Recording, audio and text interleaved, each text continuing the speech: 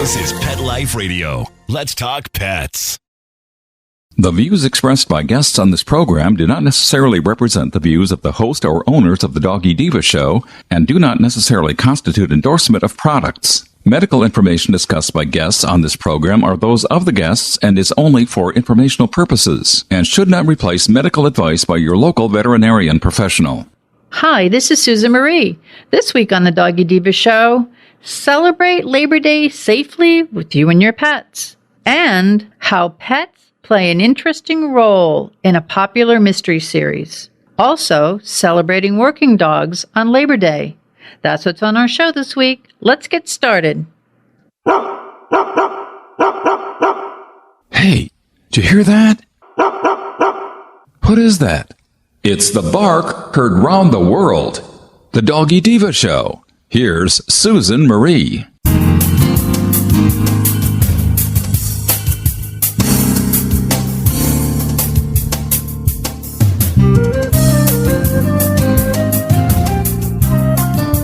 Hi, welcome to the Doggy Diva Show, the show for animal lovers. I'm your host, Susan Marie, and as always, I'm joined by my canine co-hosts, the Doggy Divas themselves, Francesca, Coco, and our newest little diva, Miss Olive. Miss Olive is the cute little Italian Greyhound rescue in the picture with the microphone. Thank you for joining us today as we bring the experts in the pet and animal world right to you. So go grab a cup of coffee and your pet's favorite treat, and we'll be back in just a moment.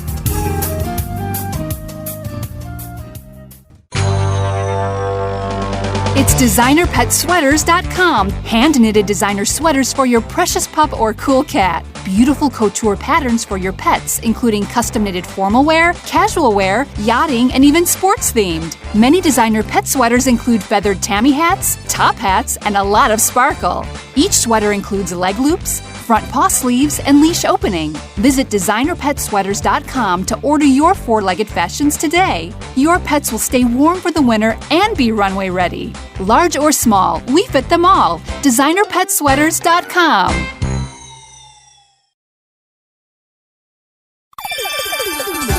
Let's Talk Pets on PetLifeRadio.com.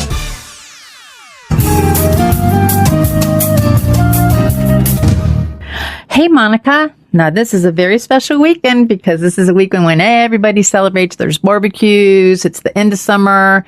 It's Labor Day. So, have some tips for us on how to do this safely? Absolutely. Labor Day, of course, one of my favorite holidays of the year because you get the 3-day weekends that we all so love and enjoy. And at my house, we love to be outside. It's the end of summer. The kids just went back to school. We love just having a day where we can, an extra day where there's no school, no work. We get to relax and kind of enjoy ourselves. And what better way to do that than celebrating with friends or, enjoying the day outside. And we love having our pets enjoy it with us, but we always just tend to be a little cautious. So just a couple tips. If you are boating or going to the beach, anything in that nature, always be cautious about having, a good enough water supply for your pets because it does get warm out. Making sure you're cautious about the key times of the day as far as heat. It can get very hot, especially in that, 2-3 o'clock time frame. So maybe, venturing out more in the mornings or afternoons or making sure that you definitely bring some shade for your pet to enjoy so they have a place to cool down. Another thing to be cautious of if we are, boating or going to the beach, or even in our pools is water intake. That is salt water, chlorine water. You can definitely have some GI issues if your pet, gets really thirsty and tired and they start lapping up water and a lot of it from the pools or from the oceans. You can get some GI upsets that way. So making sure even if your pet is in a pool and you're thinking, oh my gosh, he's in water. He's good to go. Always have fresh water right there, at the pool edge or something. So try to tend them if you see them drinking out of the pool a lot or drinking out of the ocean, trying to get them to, kind of revert over to the water bowl and simply use, the salt water, the chlorine water, just to cool their bodies down in. That way you can avoid some GI upsets that can come with that sometimes. Another thing is food. Barbecuing is a huge deal. So making sure we have some pet safe snacks for our pets, especially if you have friends and family over. You don't want to have the upset stomach issues afterwards if your pets tend to like to be fed things, or you have a friend over that may not be aware, that pets, shouldn't have certain foods. So always be, prepared as far as our, meat bones, rib bones, steak bones, pork products. All those things can really upset our pet's stomach. So have some great pet-friendly snacks available. That way, if your guests want to treat your pets, then they have something right there. Your pets are loving the attention. They're loving the snacks, but then they can enjoy the day, because nobody wants to go back to work Tuesday and end up with a pet that needs to be seen, or a mess that needs to be cleaned. And of course, be cautious if people are going in and out of the houses. You do not want, the pet to accidentally escape or to become fearful and try to flee with loud noises. So just, be cautious of the surroundings, be cautious with the trash overflow. If it's like my house, I always tend to have, tons of extra garbage after we entertain and have people over, because you're cooking more and you have more people in the house. And if the garbage cans become full, making sure that, the bags are kept somewhere out of reach to where your dog's not going out to use the restroom and being able to, rip into a bag quickly, or smelling something or digging into the trash, especially with some of our baked goods, things of that nature. We worry about toxic issues with our baked goods as they start to spoil. A lot of the molds that come from our flour and our yeast products and our baked goods can be very toxic to our pets when they get into the spoiling stages. So just be very cautious about your trash, making sure, and then of course they can get into bones in there, things of that nature. So just kind of be vigilant, try to include the pets, have a location to where if they are tired, they can, go get away from things, have a quiet spot for them that they can always retreat to, and have a wonderful, wonderful 3-day weekend. Thank you, Monica. These are great tips and great for celebrating, because we want to celebrate with our pets, but we want to do it safely. So thank you very much, and happy Labor Day, everyone. Thank you. Have a great week. Coming up, if you like mysteries, see how pets play a key role in a popular mystery series. Stay tuned. You think that you're rescuing them, but honestly, they're going to end up rescuing you. You don't know what they've gone through, and they're not going to be perfect. And they are so happy that you are taking a chance on them to be a part of your family. I urge you to go down to your local shelters, pounds, dog rescues, foundations, you name it, and rescue a dog. Once you get your rescue dog, you should definitely order some Dinovite. Go online and order it. DINOVITE.com. Dinovite. It's awesome stuff. 90 days of Dinovite will make your dog a happy dog. It will help them with their overall health. You don't need to spend thousands on vet bills. Dinovite is the best thing that's ever happened to my dogs, besides me, of course.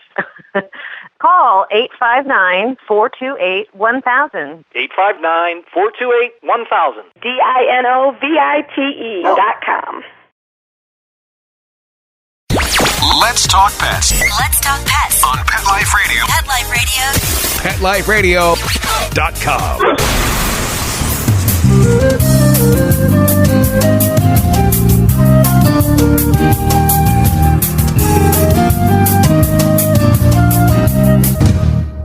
Welcome back, everyone, to the Doggy Diva Show. Well, if you love a great mystery and you love stories with animals and great recipes, you are going to love the award-winning Cozy Mystery Series written by author Dianne Harmon. And we are very honored to have her here with us today. Hey, Dianne, welcome. Thank you. I'm glad to be here. I've been looking forward to this. So have we. Now, I love your books. I have so many of your books, and the characters are so well thought out. You incorporate animals into it, which is, of course, my dream, a great mystery and great animals. But you also incorporate recipes. Can you tell the listeners a little bit about yourself? Because your background's diverse, and you also you have a whole way of writing that's so pleasing to animal lovers and mystery lovers. Well, I love animals, obviously. I've had a very eclectic background. I was an antique and art appraiser for many years. I had my own company, but the IRS hired me and a number of insurance companies, and they'd fly me to different places in the United States to appraise different things. I had a staff of independent contractors because I certainly didn't know everything about everything. And then I became rather disenchanted with how people define themselves by their stuff. So I became the owner of a couple of yoga studios, which is about a 180, and learned to stand on my head. And then my husband went into politics and decided that having a picture of his wife standing on her head would not be appropriate. So I became a political wolf, and then I became an author. So I've been all over the board. Yeah, you have. You had like a diverse background, but I also think because you traveled all over the place, I have to tell you the settings for all of your series, it's like being there. You have a really great way of doing it. Yeah, it's really good. I always feel like I'm right there with the characters. Oh, I love to hear that because that's exactly what I've been trying to achieve. And I know a lot of people have written me that they enjoy the books because they get a sense of other places. And I really that wasn't the reason I incorporated. It was just, I've been those places. So naturally they became a part of it. Yeah. And you have it like all over the place. It's not in one, you don't write your books all from one location. You do it from all different places, which is good. No. And it's good for the reader because you take us there. Well, I've been very fortunate in that I was in Cuba last year, so of course I had to write a book about that. I just came back from British Columbia last week, and all the fires that are up there and the smoke and everything, and I'm not quite sure how that's going to be incorporated, but I rather imagine it will. Well, your series, which, I mean, you have quite a few book series, and in the series you feature dogs throughout your book. What is your inspiration for using pets in your book? I mean, and personally for me, I love it. Well, I've been a pet lover all my life. I think maybe other than a month or two here and there, we've always had dogs in our family. 1 dog, 2 dogs, 3 dogs, a number of different breeds, and they're part of the family, always have been. I can't imagine waking up every day without being licked. Exactly. Kind of like that. That's a nice way of putting it, but that's right too. We all do that. Can you tell us a little bit about your pets? Like who do you have with you right now?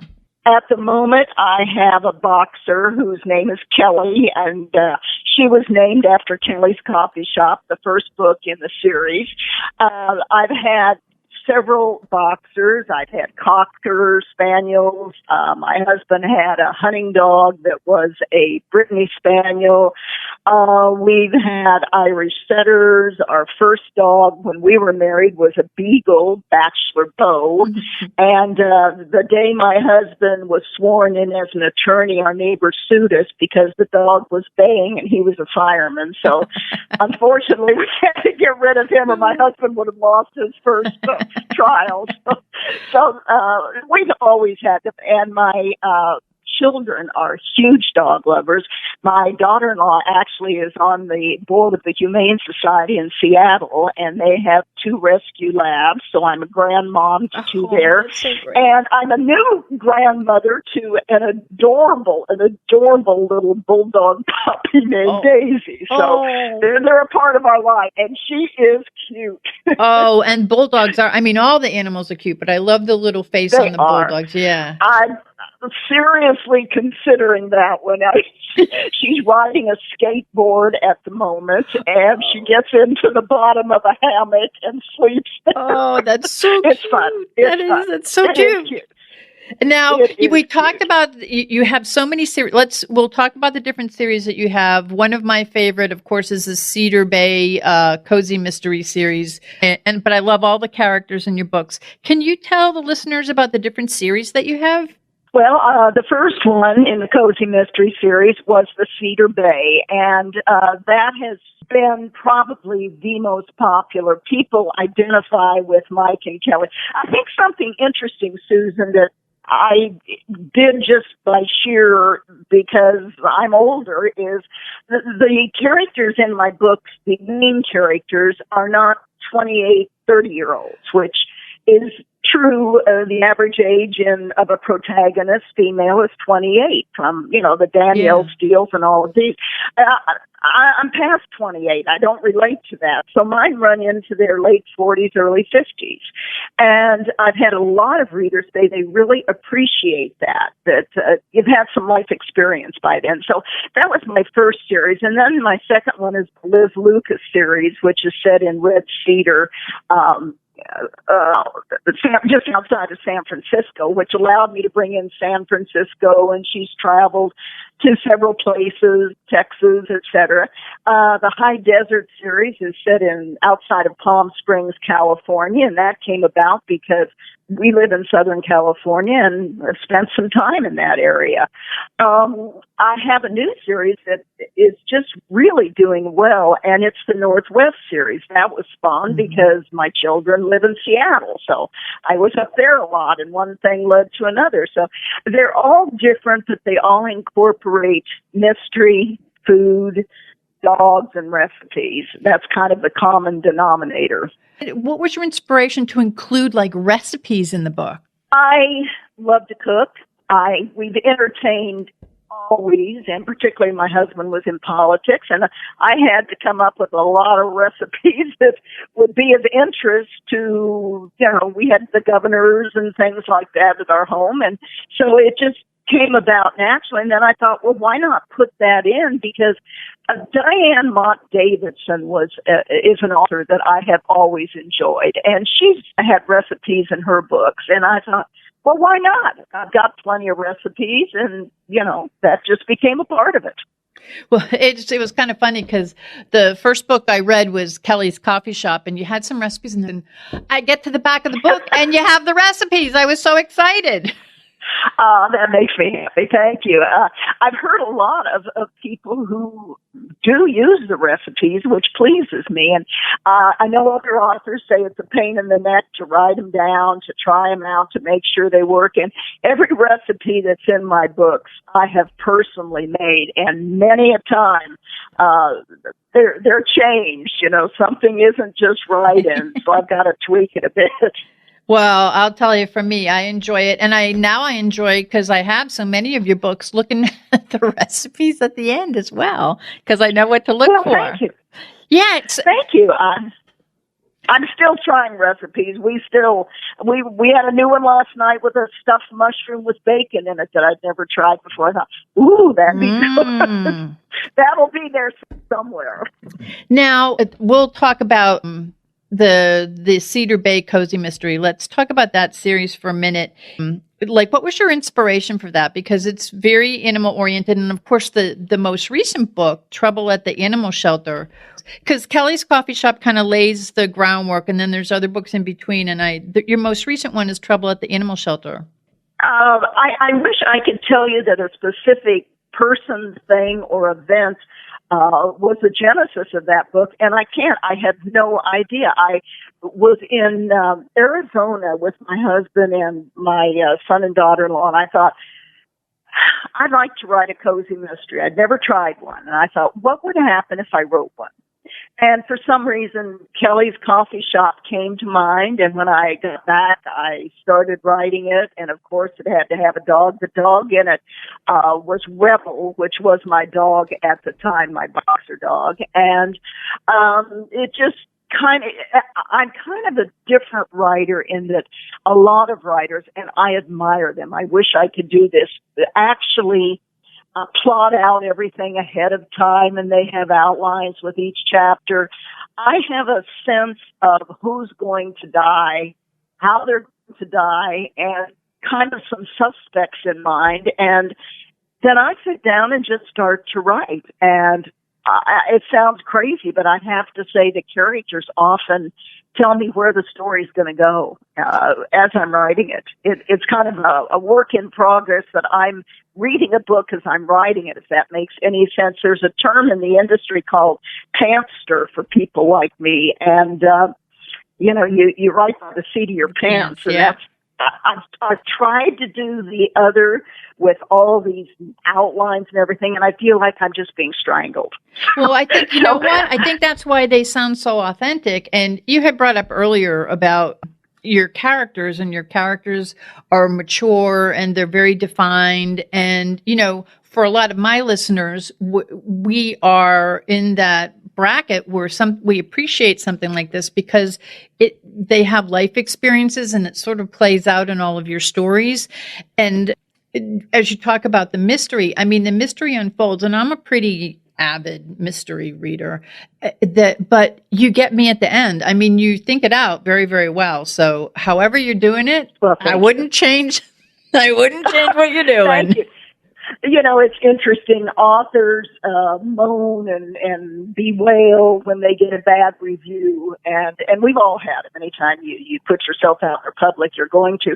But I'll never forget one of the first reviews I had on Kelly's Coffee Shop, and it was so valid. It was a bad review, and she was right on. She said, I like to read a mystery and try to figure out who done it.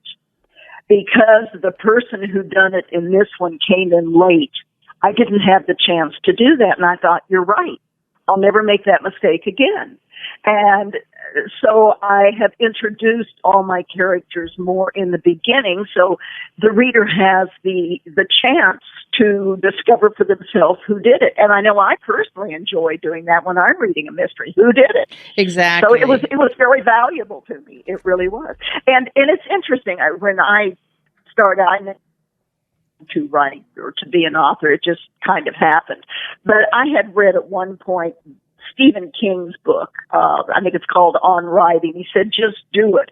Well, I think we've all heard that if you're going to write a book, write what you know about. Well, I kept thinking all my life, I don't know anything. What I write about. And then when you get into it, there will be a little nugget that somebody said. There will be a thing from an antique appraisal I was on. There will be, and so, your life experience does come into it unbidden. It just is part of it. And the characters, while they're not replicas of people, there certainly are elements of people I've met over the years. I don't think it could be otherwise, unless you're writing dystopian, which hasn't happened yet, or something like that. Yeah. For me, there certainly are nuggets of conversations, places, things, etc. Speaking of characters, do you have any favorite characters that you've, come to really enjoy and love in your books? I love Kelly. Yep, I do too, Kelly actually. Yeah. Yeah, I kind of... They have a great relationship. Yeah, they do. I could see being friends with them. That's what I hear. I had one woman writing said she and her husband sit down at the table and say, well, what do you think Kelly and Mike would do with this? Which I love. I just, in my new The Northwest series, I just had a new release last week in it, Murder in Seattle. And I introduced a character that I came to love when I was writing him. And he's kind of a mafia person with a heart of gold. And interestingly enough, I just published it 3 or 4 days ago, and the first reviews have come in, and 3 of them said, I love Al's character. Please incorporate him in a book again. And I thought, well, okay, the readers are making their wants known. How do I do this? And I like him. I really like him. No, and that's good because they can identify or they appreciate the character, and you look forward to seeing them again or what they're going to do, Well, and also, everybody in life has multiple parts to their personality. Nobody's just good, nobody's just bad. So if you bring in those other elements, I think there's something to that. My son was visiting here last week on a business trip. He said, Mom, do you have a book that's at the favorite, your very favorite? I said, no, it's like my children. I mean, how could you have one favorite? And he said, well, I'm your favorite. I think I've used that one before. I don't think your sister would enjoy hearing that.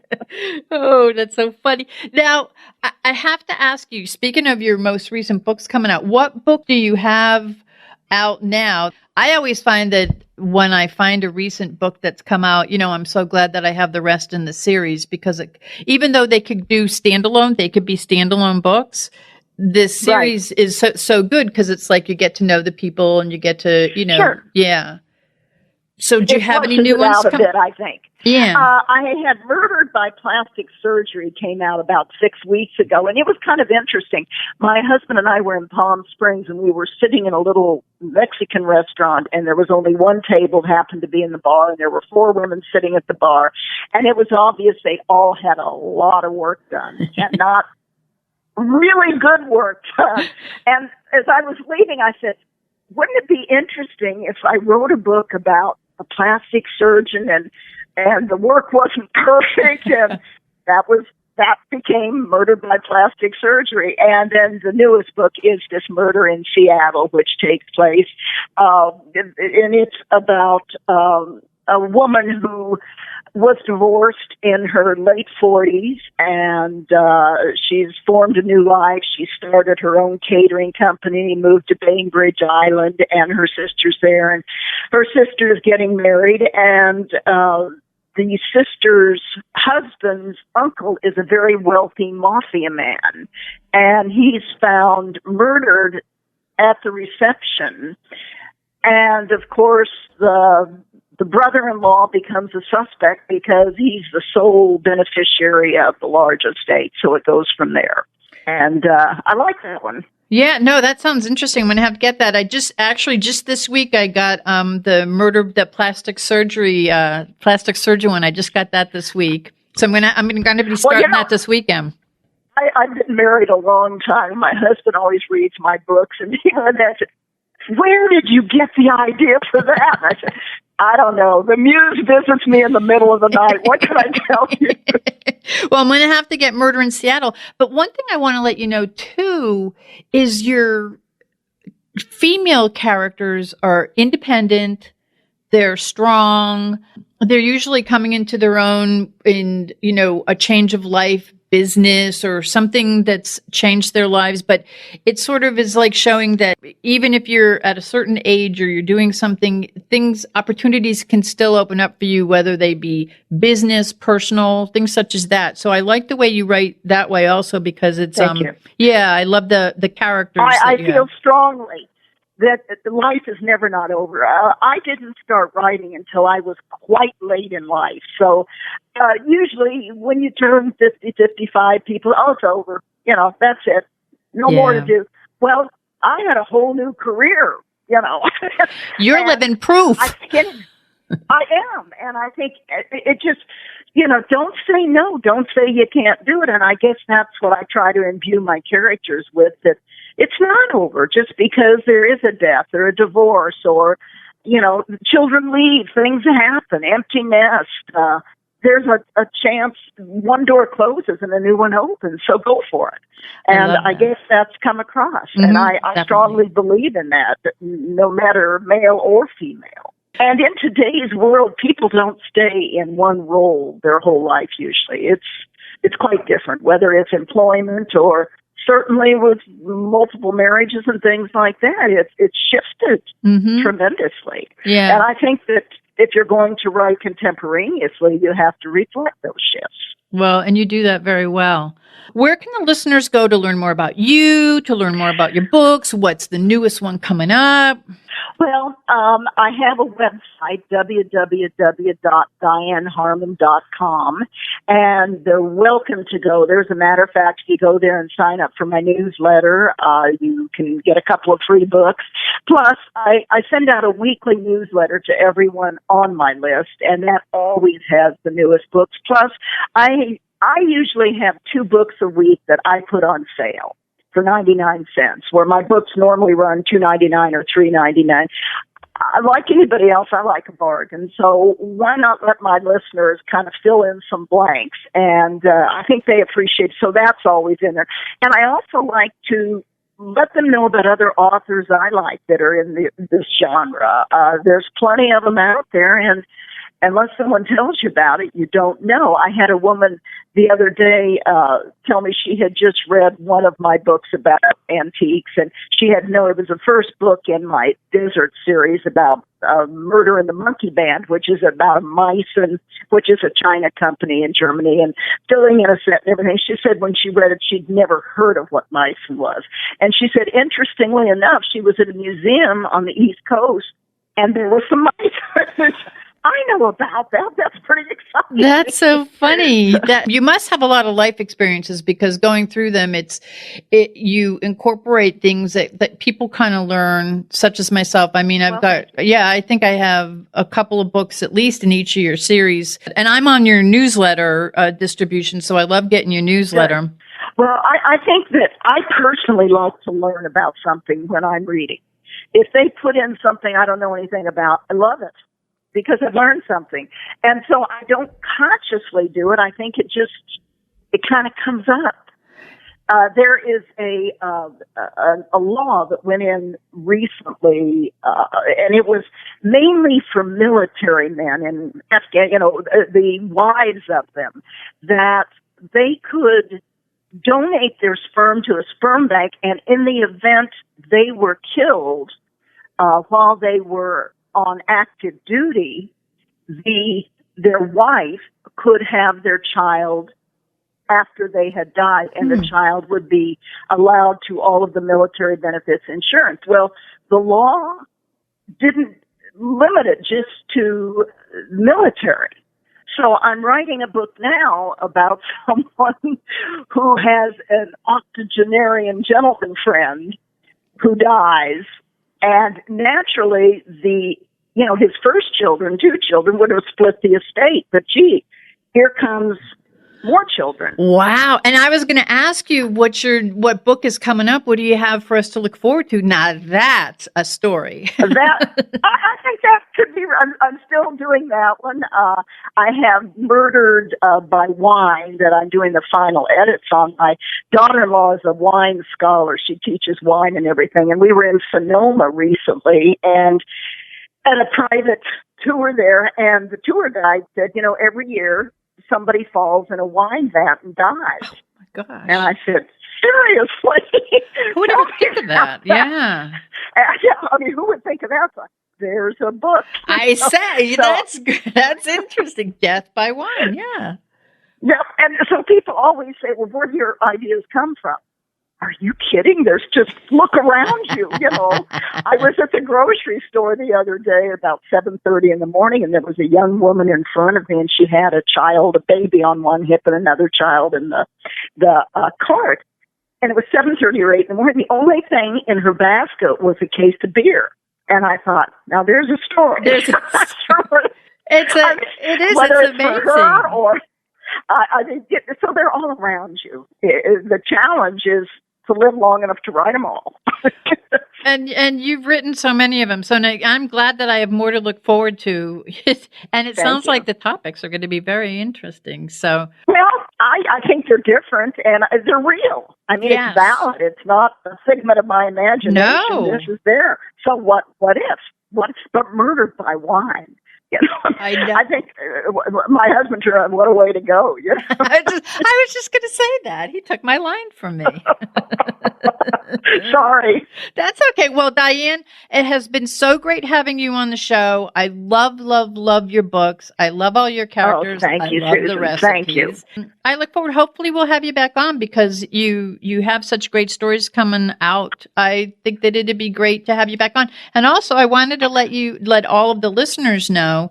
My little co-host, Miss Olive over here, has chosen Dianne to be one of her favorite things in the Miss Olive's Favorite Things. So it'll be in Suncoast Pet Magazine in the September-October issues. So you'll get to learn more about Dianne and her great books. Well, thank you, and please let me know where I can get it so I can read it. I will. Like to have it.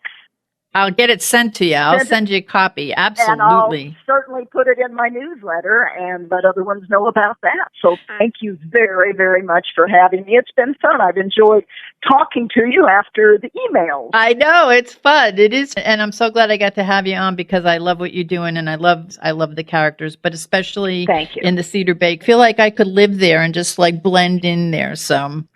Well, a lot of my books take place on the ocean because I love the ocean. Yeah.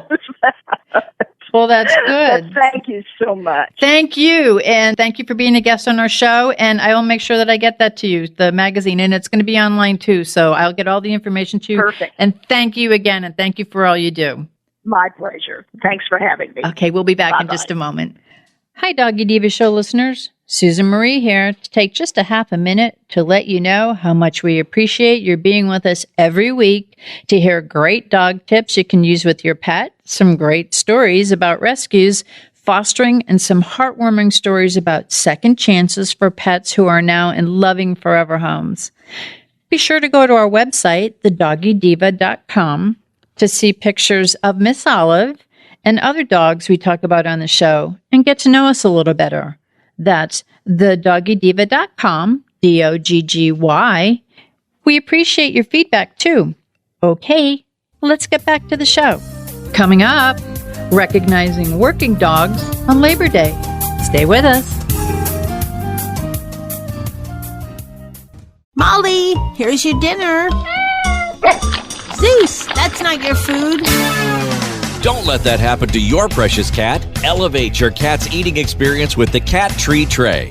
The Cat Tree Tray keeps your cat's food off the floor and conveniently located on the cat tree. It's the perfect way to eat. It's a beautiful wrought iron tray that easily attaches to your cat tree and keeps dogs and other critters out of your cat's dish. A must for multi-pet households. There's a 6-inch tray for large bowls and a 4-inch tray for smaller bowls. Purchase your Cat Tree Tray today. Go right now to cattreetray.com. That's cattreetray.com. CATTREETRAY.com.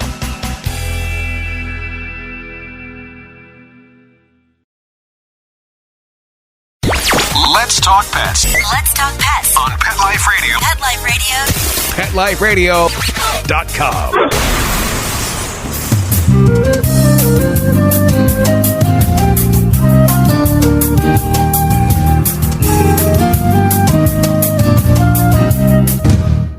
Welcome back, and we're here today with Kim Gaebelein, Senior Marketing Director at Bil-Jac Foods.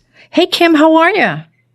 Hi, I'm great. How are you doing? Very good, and I know that this is an important weekend, and we're going to be talking about Labor Day and working dogs. So can you tell us a little bit about what a working dog is?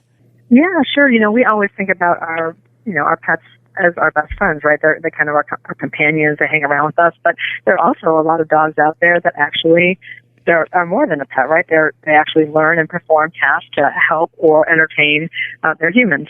Absolutely. And can you tell us about a few working dogs and what they do?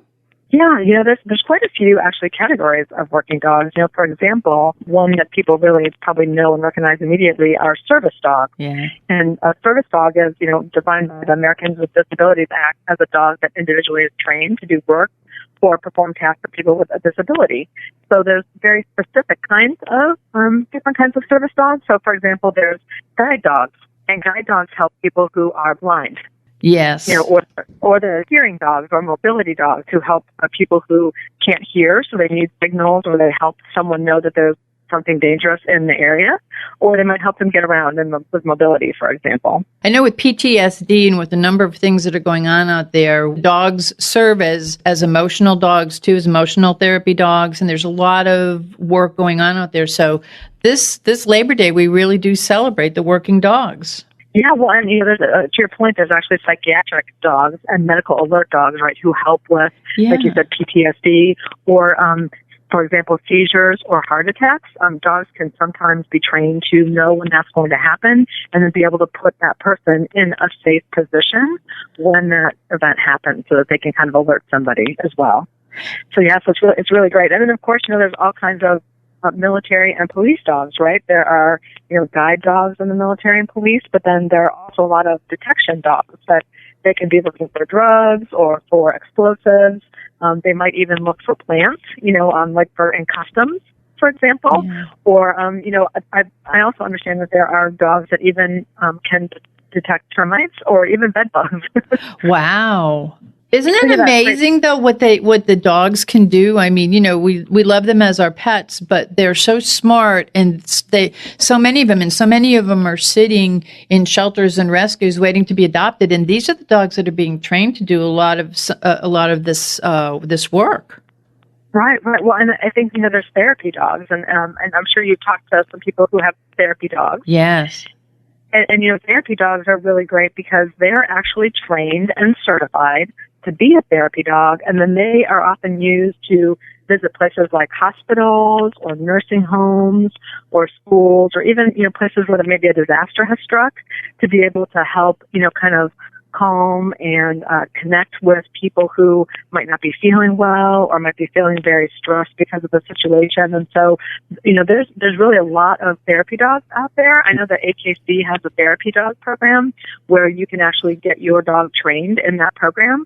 And then depending on what kind of therapy situation you want to be able to help with, you could then get certified specifically for the kind of therapy place you're going to go. If you're going to go to a hospital or to a nursing home, a lot of times hospitals then can tell you, these are the organizations we work with to make sure you're certified, and then you can register with them and you can actually be able to help. So you don't have to have some super trained, very specific dog necessarily to be able to do that, but you do need to have some training and certification to have a therapy dog.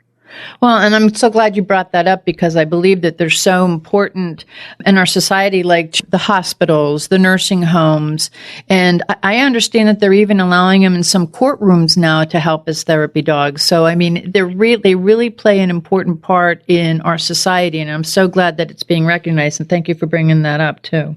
Yeah, well, and I think, we all know how much when I sit and pet my dog, it's so stress relieving. It's just so calming. They've proven that it kind of slows your heart rate down and kind of calms you. And so it's really interesting, because I think that, if you're in a hospital or in a nursing home, you don't always get the exposure to that. And so the fact that you can bring a dog in and have them connect with people, it's really great work that people do when they have a therapy dog and they're using it to help people feel better. Yes, our hats are off to them, and hats off to their dogs. I mean, that's just a wonderful. And speaking of wonderful, in order for the dogs to be going out there and doing everything they do, they need proper nutrition and activity. Can you give us some tips on that? Yeah, we always talk about, your food choice. Your dry dog, dog food choice that you make is really important, because it's kind of the basis of everything that all the nutrients and everything that your dog gets. So it's important to be able to pick the food that your dog likes to eat, pick a food that has a good protein source as its first ingredient. For example, we use chicken. So in our adult select food, we use 25 pounds of fresh chicken to make a 30-pound bag of dog food. And we really feel like that fresh chicken is important. And then we cook it really slowly. And then that helps it to be able to protect the nutrients that are in it from all that chicken, and then that helps the dog get the daily nutrients that they need every day. So, having a good food choice is really important, and I think making time for play. I never get to play enough with my dog, Me either. And so I'm sure most people are like that, right? Life gets in the way, right? Too exactly. Yeah. So it's always really important to make time for play, right? Even if it's just a nice 20-minute walk, or, just playing a little bit in the backyard, or even just playing in the house, right? Even if you don't have to be outside to be able to do that, it's just throwing the ball, fetching. It's good to be able to stay active and keep their mind active. It could be, something like running around and fetching, but it also could be hiding some treats or using one of those puzzle balls to be able to kind of get your dog kind of active and thinking about just playing and having some fun and using all their senses. Exactly. And it not only keeps them alert, keeps them busy, and it also keeps their mind active, like you said. And that way, let's just say if you do that before you go to work in the morning, spend some time with them and kind of get their mind activated, get a lot of things out. I find that mine go take a nap after I do things, some simple things with them. They go, okay, that was really cool. I'm going to go rest now. Yeah. Well, they need to get that energy out, right? Mm-hmm. And then when they do, they're like, okay, now I'm ready to just take it easy and have a good day. And what a great day for you, great way for you both to start the day. Exactly. To have some time together and some fun, and then everybody can kind of go off and do what they need to do that day, and then hopefully then get back together in the afternoon when you get home and spend a little bit more time together. So that's always nice. Absolutely. And we were talking, you brought up about the treats, and of course that we love the Bil-Jac treats. Can you tell us about the Bil-Jac treats and about Bil-Jac dog food? Yeah, we have just a whole line of treats that are great for anywhere from puppies that are learning how to do tricks, or for older dogs as well. They're different sizes and different flavors. So there's Little Jack treats, which are great for training. Mm-hmm. They're a little bit on the smaller side. They're also great for small dogs. And so our breakfast jacks, they're on the smaller side and are great for training too. But all of our treats are soft. You can break them off. We have a Gaebelicious treat that's peanut butter flavored. So if you have any peanut allergies in your house, you can use a peanut flavoring, and then you don't have to worry about that. So we have a lot of different kinds of varieties of treats to kind of keep it interesting and exciting, when you're treating them, and also when you're training them. Exactly. And I love those little treats because they fit perfectly in my little treat bag. So the one you wear around your waist. I love that. A lot of times the Little Jacks also fit really great in some of those puzzle balls that I was talking about. So they're just small enough to pop in there, but then they at least fall out when your dog rolls them around. Yeah, and they're nice and soft so they can chew on them. And I know Olive she loves them because for her I have to break everything up, and they're a nice size, so I could just break it in half, and she loves them. For those who may not have heard before, can you tell people about Bil-Jac and its history? Yeah, it's our 70th-year anniversary this year. We're very excited, and so it's really kind of exciting. And Bill and Jack started the company in '47, and so that was right after they got out of the war, out of the army, and so right after the war, and they had really wanted to be able to make food that was for dogs that would help them thrive, and so they really kind of learned about animal protein and how meat protein, like chicken, is really great for dogs and is really healthy for them because it gives them all the amino acids that they have and so that they need. So it's really great because they kind of created this food, and then they've been going on strong since then. And so we have a lot of people who love our food, and because of, as I was saying earlier, because we use so much fresh chicken, because we cook it slowly, we really have a lot of great feedback from people about how easy it is on their dog's digestive system, how they really see the difference in the skin and coat, because it really, nutrition works from the inside out, and so the skin and coat is always the last thing to get any kind of nutrients. And so when you've got a dog that's looking fantastic with a great skin and coat, you know that they're getting all the things they need to actually nourish that skin and coat. For people who want to learn more about Bil-Jac, the history of it, or just learn more about what you have available, where can they go? Yeah, I always recommend that you start out at our website, which is at Bil-Jac.com. It's BIL-JAC.com,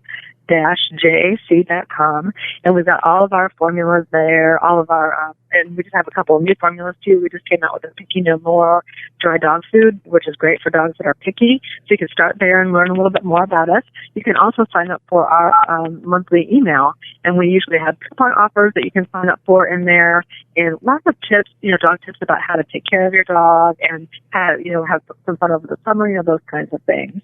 But we're also out on social media too. We're on Facebook and Twitter and Instagram and Pinterest. And then we've got some really great training videos with Joel Silverman, who's a longtime Hollywood dog trainer. He's a great person to be able to talk to, or to be able to see some different kinds of videos. They're only a couple minutes long, and you can kind of get some good basic training tips, and then you can train your dog to kiss you on command, or to walk backwards, or to sit or stay. That is so great because it is true. And he has those great little videos that just like give you what you need to know. You know, it's not, you're not invested for hours sitting and watching anything. And he's so good at what he does. He's like the master. Oh yeah. He's so sweet. He's so gentle. He's got great easy tips. So he's really fun and easy to watch. He is. And one of my favorite things too is the Best Friends Club. Could you just tell us a little bit about the Best Friends Club? Yeah, our Best Friends Club is our monthly email newsletter, and we send it out about once a month, usually around mid-month. And we try to give people information about taking care of their dog, about nutrition, our new products that we just recently came out with. We usually do stories in there about our new products.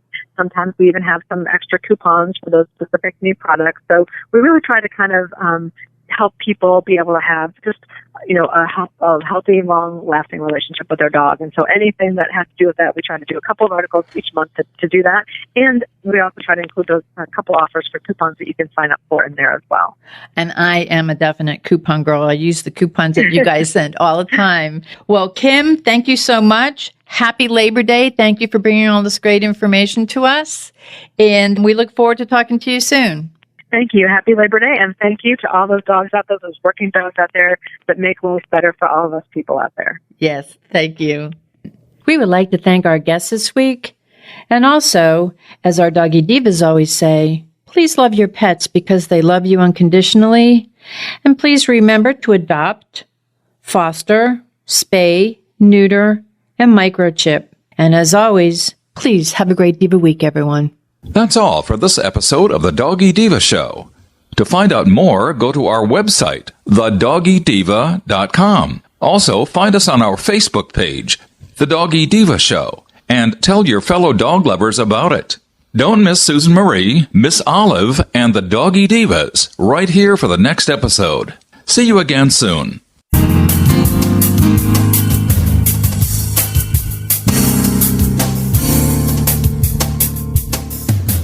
Let's Talk Pets, every week on demand, only on PetLifeRadio.com.